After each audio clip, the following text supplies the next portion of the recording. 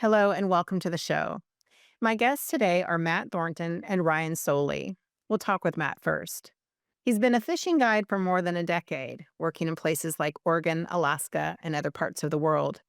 He became a guide when he decided he wanted to figure out a way to do what he loves and get paid for it. Off the air, he told us some fun guide stories, including with former President Jimmy Carter when Jimmy Carter was 93 years old. Together, Matt and Ryan have formed the Wilderness Calling Conservation Coalition, a tag study of steelhead fish along the Oregon coast.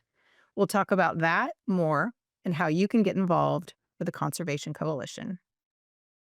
Welcome to the show, Matt, and your little buddy there. What's your buddy's name? This is Loomis. Hello. I just brought it on because I got a face for radio, but Loomis, you've got one for That's TV. funny. Well, thanks for being here. So, we're going to talk with your friend Ryan in just a bit. You're both part of a coalition, and we'll get to that. But first, let's talk about just your experience and how much time you've spent in Alaska and just what's brought you to the work that you do now. Yeah, sounds good. So I started in Alaska a decade ago. Started fly fishing when I was a little kid. My stepdad taught me, took me under his wing. And then yeah, I went professional with it about 10 years ago. I was dating a girl. She got accepted to grad school. She was becoming a fisheries biologist.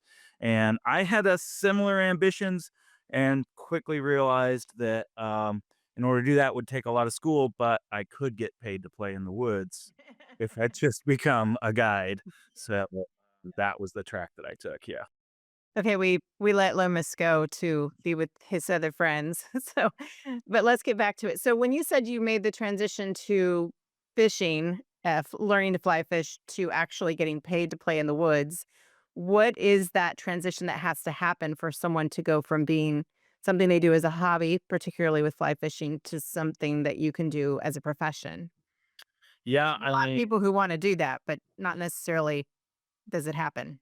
Yeah. That's a great question, Lisa. So it in the beginning, it looked like get my boots on the ground in Alaska, one of the huge, one of the biggest tourism states that we have, where I knew that work was plentiful.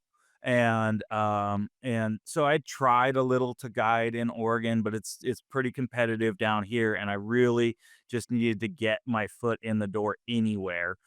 So I went up to Alaska. I called and emailed people and sent pictures of me and my buddies holding fish and, told them I just been passionate about fishing. And so it just took a certain level of drive to get to a place where people were like, okay, I think I can trust you to take people out. And really at the end of the day, the business is about talking with people and having a genuine curiosity And with having an people. experience, right? While you're out there. Absolutely. Yeah, yeah. My whole goal every day is to create a meaningful, experience in the wilderness. Well, and when you say that too, back, 10 years ago, even, I mean, even 5 years ago, things have changed so much just in terms of the ability to communicate your skill. So sending pictures of a fish as opposed to sending video of you, catching a fish live, that wasn't as much of an option back then. Not an easy way to get that information across anyway. Right. Yep, yep. Yeah. Technology's changed a lot, yeah. How has it changed in your profession at all? Now, so are there people who, when they go with you, do they want to, create these memories in the space? So are you having to film as well, or how do people approach that with you? Or most of them just there to be in the moment? Yeah, I mean, another good question. So a lot of it everybody's a little bit different. You get some people that are like really active on social media and they're like, let's take a ton of pictures and stuff. And I always, get the best iPhone that I can get or whatever to do all the photo stuff. And it is a big part of my job now. A decade ago when I started, it was less, So definitely a big part of what we do is kind of try to capture those memorable moments. And it's great. I mean, it really helps later on. I love it. I love like looking back at my, Sure. laptop and being like, oh, that was so, remember that time with George, we did this or whatever. I think it's great. I love photo documenting. That's a big part of it. And then just being able to email and like really, like right now when I go to sell a trip, everybody's got a website, and it's got all the kind of essentials thing, and that's huge. Like, we didn't have that, and it's changed our business.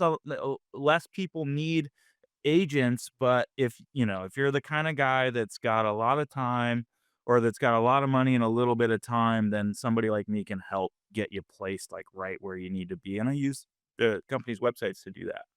So now what's a typical day now? Is it just a day excursion or is it overnight? Are you hiking in and camping and doing the whole thing or does it depend on what people want? So that's a many faceted question. Uh, We here, yeah, here in Oregon, I do a lot of day trips. In fact, I do almost exclusively day trips. I'll fun fish and do an overnight or something like that. But for my business, it's a day trip, and so yeah, people will just come out for a day. A lot of times they're beginners, so in the beginning in the morning, we're learning to kind of cast a fly rod, which is a whole journey in and of itself. And then as the day continues, we fish and hopefully find success with catching some fish. But either way, we're gonna have a good fun day. In Alaska, people come up for a week at a time. We fly out every morning. I get up at 5 o'clock. I'm prepping boats and airplanes and stuff like that, and we fly out to a location where typically an hour from the lodge or less, and we'll fly out to wherever we think the best spot to go fishing that day is, based on what they want to do. And I'll take them either in a jet boat or a raft or a walk and wade, and then we fly home at the end of the day and have a good meal and then do it again the next day. Down in Belize, it's pretty similar. I do a hosted trip down there every year. It's with a lodge. It's a week-long excursion, or experience, and yeah, you come in, get you fed and all that stuff, and get you out on the boat every morning, go for a fish for the day. and this is your job. This is what I do. This is what I do for work. Yeah, yeah. Yeah. Well, Mhm. and that's the thing too. I mean, I feel like I talk a lot about entrepreneurship on the show because I'm an entrepreneur, but because I hear from a lot of people who either one are living that life or two want to live that life. And it can look, like you said, very differently depending on what it is you do and how you want to do it. And I've been on a couple of the excursions that you've talked about, and I've had friends who go out fishing. And I'm wondering, so you have all this skill and you have all this experience. What do you do when nothing's biting? That's just part of fishing, and Yeah. And to me, those days are, like, I love those days as much as any other days. Sometimes it's not about we caught 50 fish. In fact, sure. a lot of times it's not. It's about we caught 1 fish in a really meaningful way, or we didn't catch any fish, it was miserable, and guess what? It was maybe pissing down rain and horrible and we're gonna remember that trip for the rest of our lives. Right. All the fun trips, all the good trips, or the medium trips where everything worked out, you're not gonna remember. The one that was a total disaster, you'll remember, so laugh about it. So Yeah, that's true.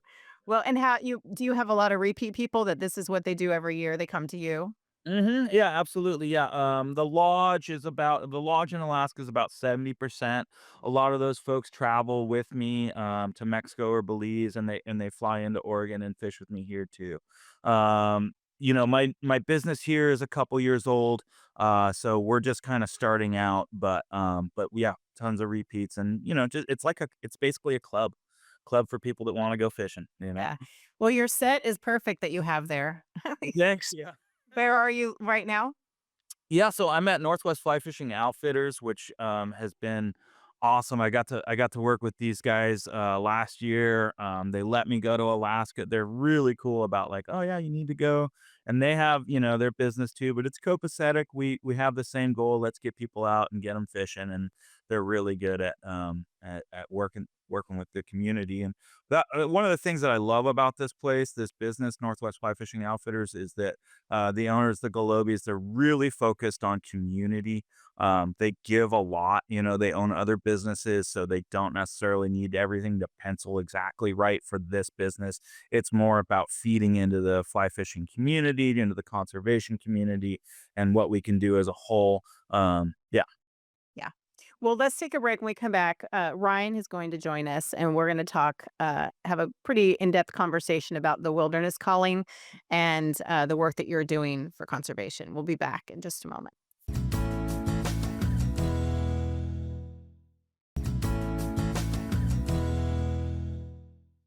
Hi, Ryan. Thanks for joining us. Yeah, hi. You were on puppy duty for a moment. Now you're here I with was. us. Okay, let's talk about the Wilderness Calling. Give me the full title of it. The Wilderness Calling Conservation Initiative. That's Right. correct. That's why I had you say it. So, so let's talk about that. How did you two meet? And let's just go from the beginning. How you two met, and what brought you together on this. Whomever wants to start first, Mm, Ryan. yeah, I met Matt actually. We had a lot of the same friends in Portland, kind of in the Portland music scene. And then both got to talking and just realized we shared this like love of fishing and outdoors. I was formerly a fish biologist until I kind of like decided to take the plunge with my music in 2008. But previous to that, I was a management biologist on the Yukon River in Alaska and doing work here on the Columbia River as well once I moved here. So So, musician and biologist. I don't hear that a lot. no, it's a very niche group of weirdos. So So one of a kind, dude. What kind of music? that is a tough question. I'd just say just like American kind of folky rock and roll. Can we drop the band name or what? I mean, if you want to. Yeah, Ryan's the front man for a band called the Builders and Butchers. They're prolific, they're awesome. You gotta check them out. It's, yeah, Okay. kind of folk rock. They just played the Grand Ole Opry. Yeah, we did this movie Yeah, with Cool. Ryman in Nashville. yeah. So That's really cool. I've been to the Grand Ole Opry. It's a good time. yeah. It's a good time. Okay, so back to fish. So we're talking about the Wilderness Calling and how you two met and came together. So you have things in common, music Okay. and fish. And how does that go from two guys that have this thing in common to the work you're doing now? Well, I think Matt hit me up this last year and was like, I have this idea. And simultaneously, I haven't done official fisheries work since 2008. And I was like, I really want to get back in fisheries. Can you involve me in this? I'd really like I have skills and knowledge that would be good for this, and I have bandwidth to do it. And I miss it, frankly. Like I really love that work. And what work specifically for people who don't necessarily know what work goes into it? Yeah, just I mean, the work that I love is being out and being in contact with animals and fish and just seeing it, having that hands-on experience, doing spawning ground surveys and li- things. What we're going to mainly be doing is catch sampling. So, like using a rod and reel to catch a fish and sample it, things like that. So it's like fun work. We always would say like, I can't believe I'm getting paid to do this. I would pay to do this. Which I think is kind of like the nose say death or doing it. And then for you, Matt, where did you come in on this? And what were you seeing out in your own work life that made you think, okay, we got to start paying some attention to the work that you're putting in now? Yeah, so organizations like Nature Conservancy and Eco Trust, Wild Salmon Center, all these kind of ideas started coming together about how can, fishing for me isn't just this holding the rod. It's like what I do with my whole life. Conservation is obviously part of it. I've been a TU member for a long time. That's Trout Unlimited. And been working on like, grassroots organizations for a long time. It's like, how can I marry all of this together? And just got to talking with friends, and right now, I mean, like we've really organically come up with an organization. It's the beginning of it, but we're tracking. I've got a committee, a board, a lawyer, and I'm partnered with a charitable partnership fund. They're providing me tax ID number so that we can purchase satellite tags and tag steelhead. Stuff's it's happening. What is the overall goal? To tag steelhead on the North Coast, really to protect steelhead, to protect fish.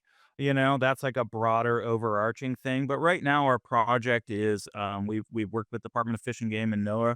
Ryan wrote a project proposal to them, and we're 95% approved to tag these fish. Go out and hook and line survey and tag fish with satellite tags. We'll be the first people to discover, or first few folks to discover in Oregon where steelhead are going in the ocean. That's a big deal. Nobody knows right now. And there's a lot that we don't know, but understanding ocean conditions and how they play in with these species is really going to help us manage the species better. You know. And you've both been at this a long time, just in terms of your lifestyle and fishing and your dedication to it. How has that changed? We talked about technology, how it's changed in your job. Obviously, technology is a part of it if you're able to put a satellite on a fish, which is incredible, right? So, how has what you're seeing that prompts you to want to do this study? How has it changed for steelhead specifically?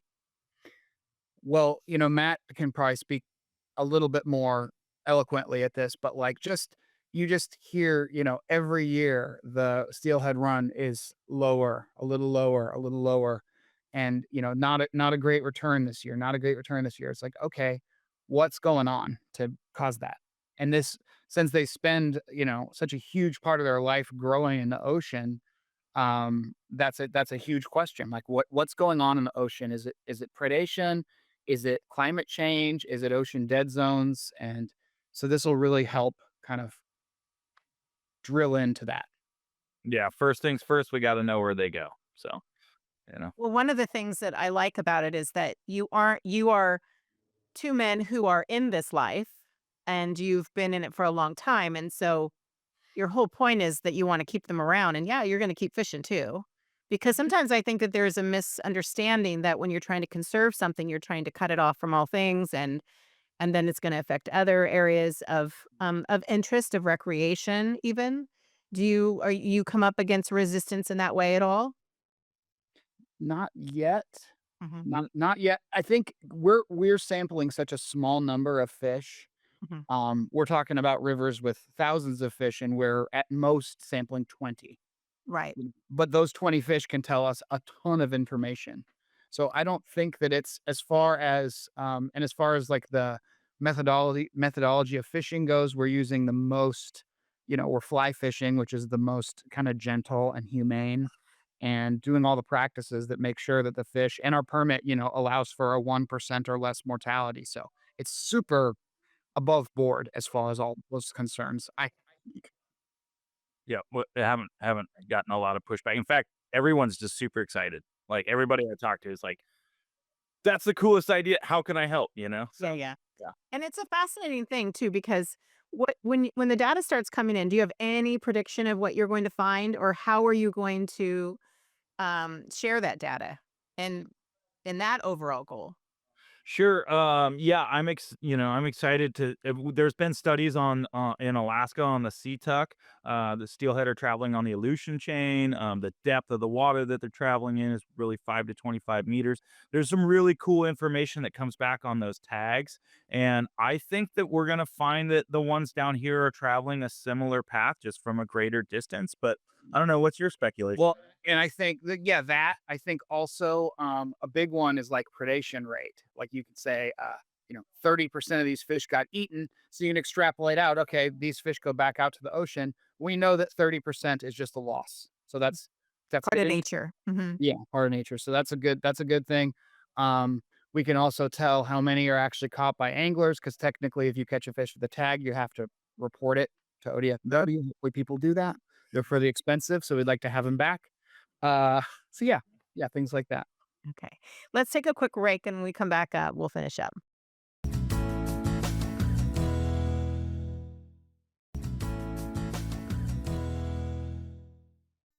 Matt, we're going to finish up making sure we let people know how they can be part of your program and the work you're setting to do. Great. Yeah. If you look up the wildernesscalling.org, we're there. Our website's up there. It'll give you way more information about what we're up to. But just to kind of sum everything up, um, we are satellite tagging steelhead. We're doing fishing trips, and if you donate, your name will be entered into a pool of folks that may be selected to go and deploy these tags. We're teaming up with other nonprofits. So anywhere from March 16th to April 19th, we've got week-long dates available. You can come out on the Oregon coast, get yourself set up with a tag. We'll take you fishing and deploy a satellite tag, and it'll give us information that we don't have about these fish. And include your name in our scientific paper. We're gonna have that published by our advisor Ryan Kevin Fraley. He's a PhD fisheries biologist, and he's agreed to he's our advisor and agreed to work with us on that. So yeah, the dates are again March 15th to April 20th. We kind of have week-long segments in there. There's information about that on the website. Also, there's a donate page there, and no matter what, when you donate, you can know that that money, that those funds are going to go towards Whether fisheries. you show up to fish or not. Whether you show up to fish or not, we need help. You know, it's a lot of work getting all this stuff coordinated. Ryan and the rest of my team, we've all been working our butts off, and I love it. And we need help. So you'll be doing it for this one season, perhaps more in the future, but right now you have the funding and the plans for this season to learn what you need to know going forward. We've got a 10-year plan with this. Okay. We'd like to deploy 200 tags within 10 years. We don't have a lot of funding right now. We've got everything lined up. We've got permissions lined up and all that. But right now we're just kind of in the baby stages of it. And so we're trying.